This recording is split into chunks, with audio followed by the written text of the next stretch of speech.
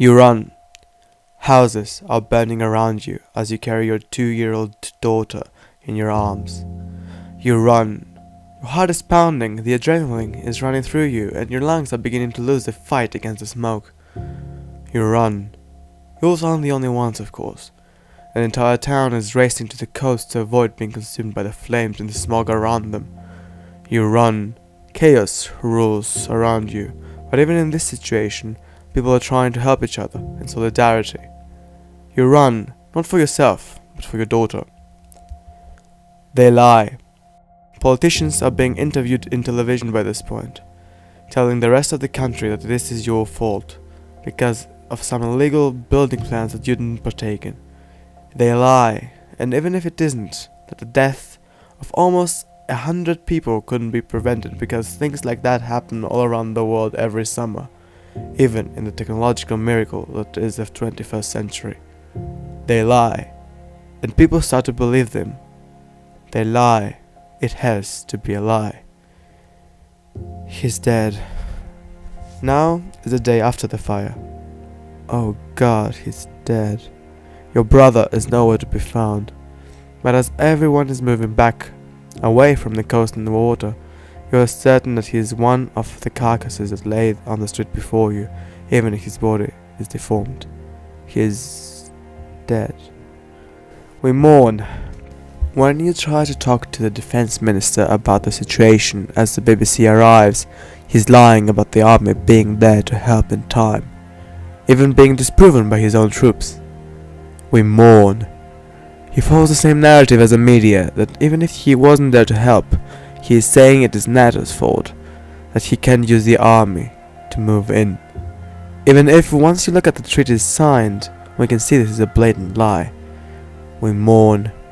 Then they turn around and tell you that if you talked against them in front of the camera, you're pushing a media-driven political narrative. So we mourn. It is all your fault. How do you feel now? And how do you think that the people who had to live through the actual situation felt? It was the 24th of July 2018 in the town of Mati, Greece. A very small settlement near Athens, which was once known for its beautiful view of the open sea and its offer of an escape from the Greek capital. Now, it is known for another, much darker circumstance, for hosting the second deadliest fire of the 21st century, with 99 deaths, 157 injured, and over 10 people still missing 2 months later. The numbers pick up slowly, first with 20 confirmed deaths, then 71, then 88, to finally reach 99 almost a week later. But behind each number, behind every confirmed death by fire, asphyxiation or drowning, there is a personal story. I don't know all of them, but I know a few, and they are dark. And to help you understand why they died and how they died, we need to go back and view the timeline of events. The fire began on the west of Mati, in Pandali, at 13 p.m. and within a few hours it had crossed 3 kilometers, reaching Neosvutsas, a settlement next to the Marathonos Avenue. Another few hours passed until it reached its final destination, Mati, at 6 p.m. The winds were traveling at a speed of 127 kilometers per hour, which caused complete havoc, as no alarm rang to warn the people to evacuate immediately. There are 2 reasons cited for why the fire started. The first was that the fire started due to a broken electrical utility cable, but after a while the stereo was thrown away for a new one. Arson. Now, that is where our references actually end. From now on and up until 4 a.m. on the next day, when the army and the navy join in, we have radio silence.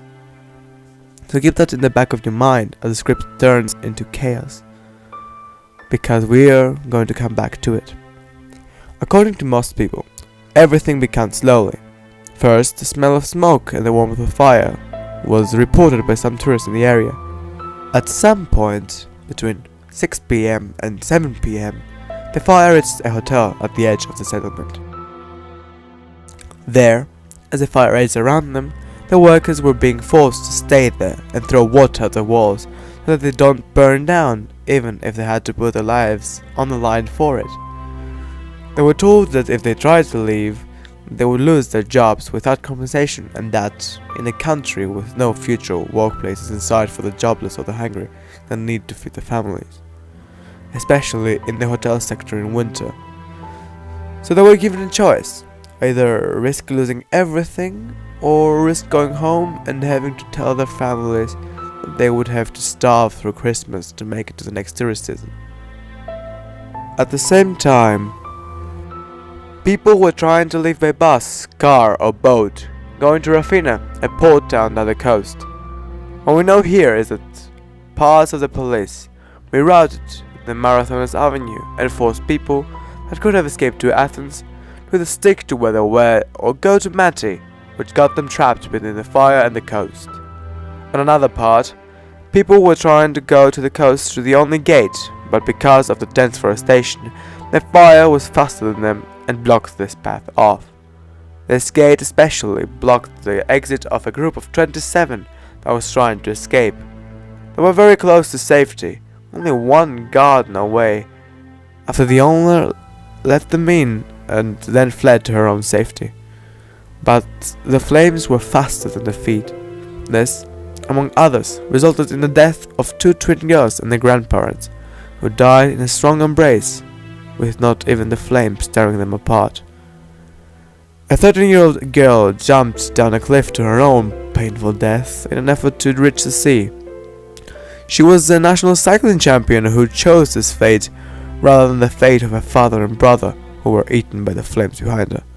Another, last case I want to cover is the baby and her mother who fought until the very end to reach the sea. She ended up dropping the baby in the sea and collapsing at the coast herself, 3 meters away from safety, an action that caused the death of her daughter and herself. Then, the army, navy and firefighter units came pouring, trying to control the situation. They used boats to get the people off the coast, but 2 of those sunk in the water, letting 10 people drown to death. When it came to fighting fire, a new array of problems arose: dysfunctional and non-existent planes, broken radios that could have coordinated the effort, firefighting pumps delivering no water, and wrong orders focusing the effort on the wrong places.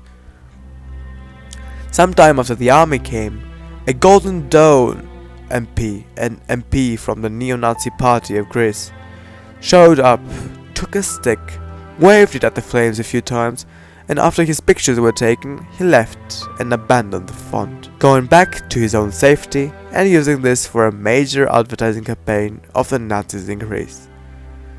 It took 2 days to completely beat the rather mediocre in size fire, and another 2 to locate all the bodies that were found.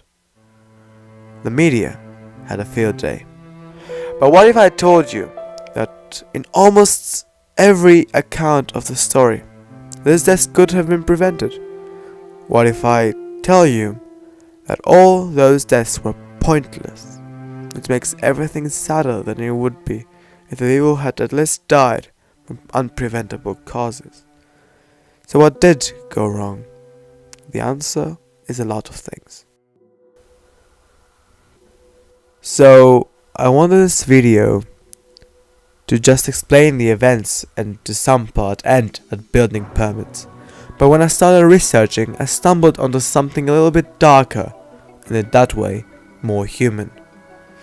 Statements from the government talk about building permits and how the buildings that were built in Mati caused most of the destruction because they were placed in spaces that would normally be considered illegal.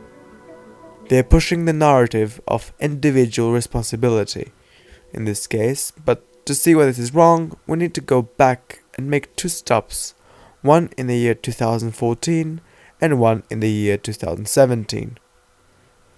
In the year 2014, there was a law which was passed under the conservative Nea Demokratia government, which prioritized the expansion and financing, quote-unquote, the expansion of industry in perspective of profit.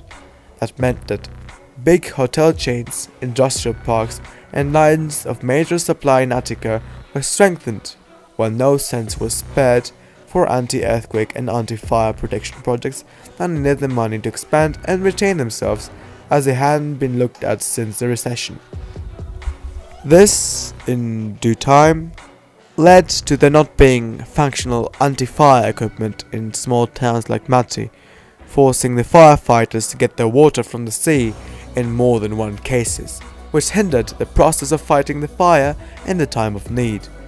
On another case, in Mandra, winter 2018, parts of a rural town sunk into mud, causing 28 people to die because of the lack of anti-earthquake projects. And another thing to note is that a few days after the fires in Mati, parts of Athens were flooded because of rain. I find that someone else said it best: when it's windy, we burn; when it's raining, we drown. And again, in the year 2017, the same wannabe left-wing government that is now crying about building permits pushed a big legalization of such buildings in an effort to not waste resources by bringing down buildings that were standing in their way. This shows how empty their arguments are, and sadly, how little they actually care about anything but their image. I know that at this point I'm just piling on, but another hypocrisy that is shown is that the town has asked for a broader road to the sea since the beginning of the 2000s, but has gotten absolutely no response. This road could have served as an escape route to the coast, instead of the narrow path that the people had to take. The road was never built though, just like the evacuation plans that had to be made by the mayor's office were never even touched, and the citizen train programs, underfunded as they were, never reached the small settlements around the coast, the true bottlenecks of a big fire. But why wasn't it built? Why did politics prioritize money time and time again? Well, it is actually pretty simple. If we view the guide to cost-benefit analysis of investment projects, which got published by the European Union, we'll notice a pattern arising from the 375 pages. Benefit is the financial return for the investors and the capital that gets involved, as well as minimalizing long-term costs of retaining and upkeeping the project as much as possible, not the benefit for human life or human well-being. These projects didn't even pass through the national parliaments that followed this guide, because Mati is not a heavily industrial region, it is just another small attraction settlement, with not much capital to be made or hosted here. But if you sit down and think about it, what it actually means is that there is a price put on human life, and it is way lower than most people would like to think. To directly quote the document, this can lead to decisions that are not considered just, but justice is not part of analyzing cost-benefit. And they're right. On this channel, we will be forced to have this discussion a lot of times, because benefit doesn't equal justice, fairness, or kindness. Benefit for an economy will always equal profit and money, even in a time and place when most daily problems could be fixed if we didn't follow profit, something which mass technology is currently following. The broken radars and radios, the lack of planes going in because their gas tanks weren't filled in an effort to avoid paying for petroleum, the lack of proper anti-fireworks and actual land permits, as well as so much more that they don't have the time to cover. This is what happens when money is the main policy, not on an entire country, but on its upper population, giving tax cut after tax cut to the rich and powerful, because any politician is just another puppet in their pockets. They retain their wealth, but the people are put in danger for it. I know that because building projects for big firms were invested in a lot of times in the post-recession period in all parts of Greece, but civil security projects were abandoned and left to slowly crumble and become useless, especially in the urban country. When I started thinking about making this video 2 months ago, I thought this was going to end here, on the note about profit and money. But sadly, another article reached my hands, one which talks about the situation today and where these people are to find. So where are the people of Mati? Well, most of them are with their families in the rest of Greece, some even in Mati, despite the toxic air that is still reigning in the region. But there are 97 of them, amongst them 21 children, that are held in a camp for people with disabilities, among with 2,000 of those, and 37 homes that are around 24 quadratic meters each.